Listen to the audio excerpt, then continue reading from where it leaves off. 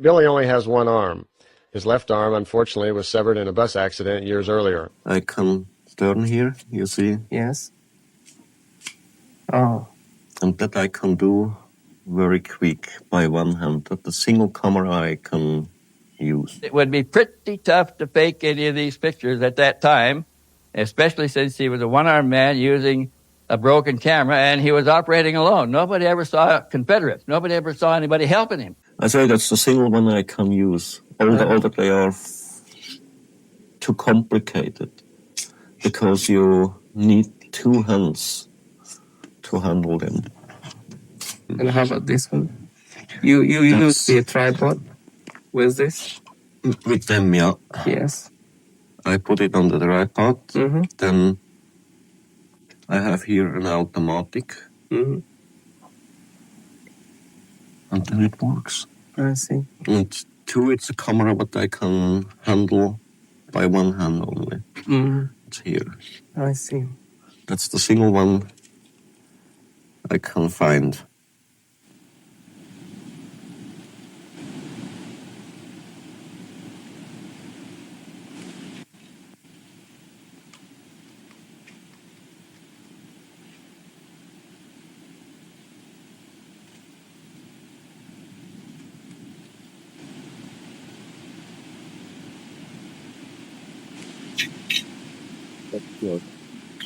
Mm-hmm.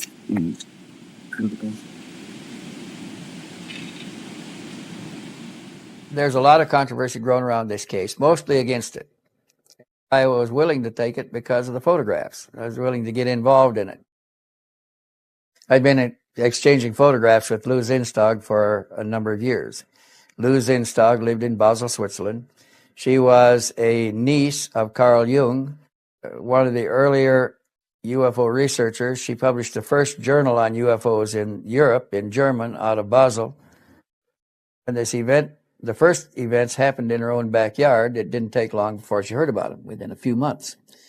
And she went to see Mr. Meier at his home in Hinwil at the time, and he explained how it started, and he showed her the pictures, gave her copies of a dozen of them. And she called me after she got home from that, and she said that she had just acquired a few pictures that she thought I really ought to get a look at, that they were uniquely different because of their extreme sharpness and clarity. And she said, she agreed that usually means that they're suspect, that they're done at a laboratory. But she said, I've been to this man's house. He has no laboratory. He lives in a chicken house with a dirt floor. He doesn't have any money at all. He works as a security guard for a place to live. He gets a small pension from the Swiss government, barely enough to feed his family. Neighbors provide the film for his camera since he took the first pictures. He uses a broken camera that was tossed out by somebody else. She said the lens is jammed just short of infinity. And she said, he has taken these most remarkable pictures. And she said, I'm coming to the States with Timothy Good in another month or so. And she said, if you're going to be there, she said, we'll come by Tucson and I'll show you the pictures. They were, in fact, the best ones I had ever seen up to this time. They were the sharpest, clearest, most beautiful UFO pictures. I decided I've got to go look him in the eye and see for myself how he's doing this. He had a broken camera that somebody had tossed away, that he had fished out of the salvage someplace and had it. That's what he was taking the pictures with. This camera had the lens, the focus adjustment on the lens. The ring was jammed. It had been dropped, and it was jammed just a little bit short of the infinity setting. And the mirror, it had a window beside the lens. It was not through the lens focusing. It was the kind that has the window on the side. And it has a mirror in it to give you the correct parallax so you could shoot a decent picture with it. The drop had broken the mirror loose. You couldn't even look through it anymore. So he shot his pictures by holding his camera out this way because he couldn't look through it anyway. And with a focus adjustment he couldn't control, and he used one light setting. He used f11. He shot everything at f11 and 125th of a second on ASA 100 film. All those beautiful pictures were shot that way. That's how good a photographer he was. He really didn't know anything about photography at the time, and he didn't care. His camera worked, and he could use it. Now, after he had taken the first few sets of pictures, friends tried to give him better cameras. And he took the better cameras with him, but tried to use them, but he couldn't work them with one hand. The little one that he had rescued from the salvage was a small Japanese Ricoh-type camera that he could do everything. He could hold the camera in one hand, roll the film, snap the pictures, and everything else, and he always went back to that. He just couldn't use the bigger cameras. That's in that direction, yeah. You see here the saddle in the forests there on the horizon, and the ship a little bit more left by side. Yes.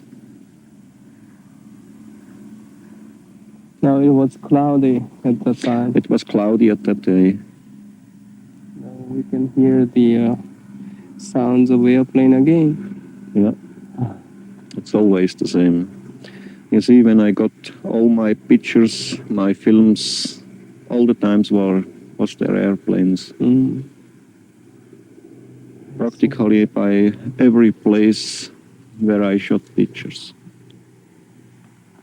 It all started with him when he had been to a metaphysical discussion group where they discussed the Rudive and Constantine experiments in spirit voices. Meier decided to try this, and he took a tape recorder, which was also a cast-off of somebody else's, and he put a tape in it, and put it in his bedroom, closed the doors and left it, wound it back and tried to listen to it. Couldn't hear anything. He did it a second time. Nothing happened. He decided to give it one more try, and then he believed that they were hoaxing the whole thing. So this time, when he wound it back, right at the beginning, when the tape started out, the tape said, Edward, take your camera and go outside. He turned the tape recorder off, picked up his camera, went out and stood outside with it. Nothing was happening. Looked over at his moped, standing on its kickstand there, and decided to get on it. He pushed it, got the motor going, rode down the road, and he rode for, half an hour, just making turns and following his nose, just idly waiting for something to happen. And he ended up in the Frecht Nature Preserve, south of Hinwil. It's a forest game preserve. He heard a humming, whining sound above him, and looking up, he saw a silvery disc-shaped object come out of a cloud and go back into another cloud. And the sound stopped. Then he heard it again, and it came out of the cloud again, and he saw it once more, and it went back in the clouds, and the noise stopped. Then he heard it a third time, and this time it came out and made a deliberate gliding circle, slow gliding circle down or around over the tops of the forest trees and right down to the meadow where he was standing, and landed in the meadow a few hundred feet from him. These scenes, taken in the spring of 1975, were coded the Tree Line series. This photo was selected for detailed analysis because it offered excellent reference points for computer triangulation. Trees to the front, side, and rear. Measurements were taken from the camera's point of view to where Junichi and Billy stood, near where the beam ship was reported to hover. The distance between objects and points of reference were checked and rechecked for accuracy. Then the measurements were fed into a computer, and the edges of known objects, such as the trees, are translated into pixels. Since these measurements are known, the number of pixels in the edge of the unknown object, the craft, gives its distance.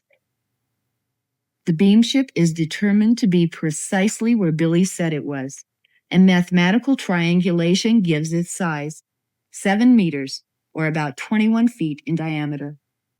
This one was coded the woodpile scene and had been examined by Neil Davis, a physicist and aerospace engineer. He tested them with a microdensitometer and determined that the analysis of the separations did not reveal any details that would cast doubt on their authenticity.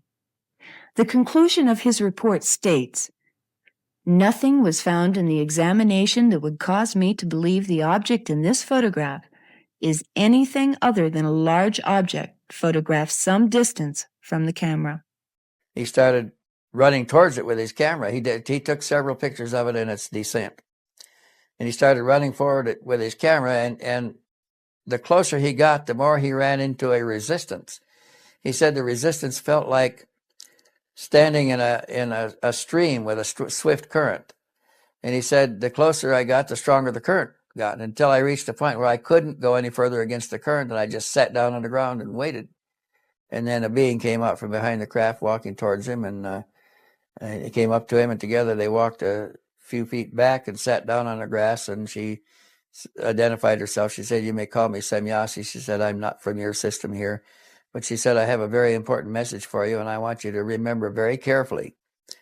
And he said, "I have no recorder or no notebook or pencil to take any notes. How can I record? How can I remember it carefully?" And she said, "Listen closely and I'll help you to remember it." That's how it all started. And that message was the message pertaining to the decay of our ionosphere caused by industrial gases.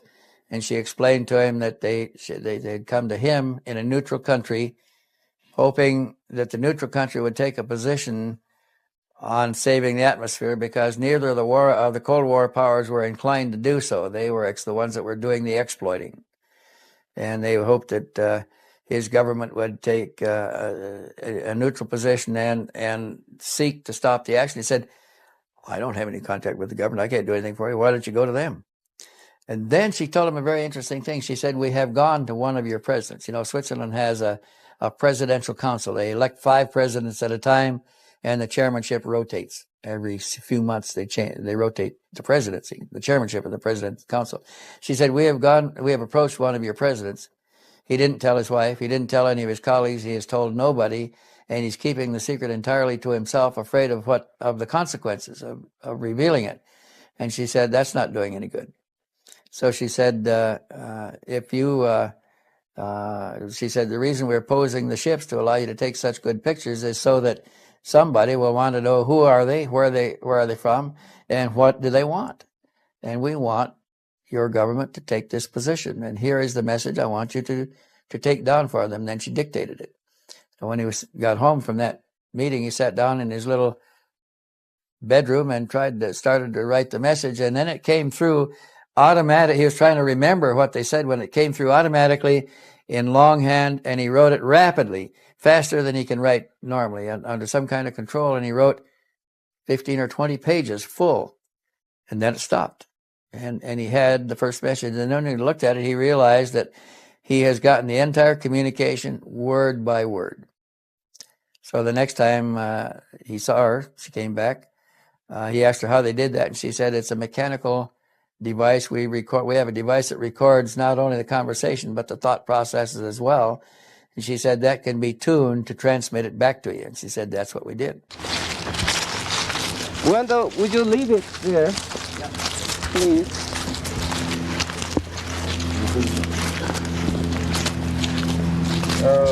That one was before that, I think. Yes. From this picture, I was gone to this side and got the pictures there behind the tree. Yes. Then we first had this one here.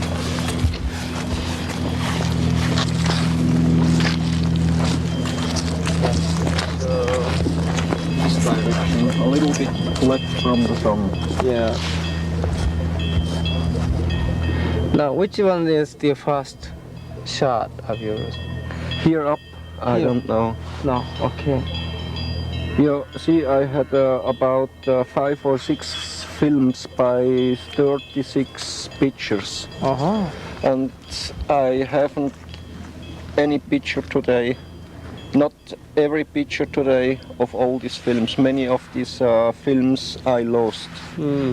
They are stolen or was stolen. I don't know.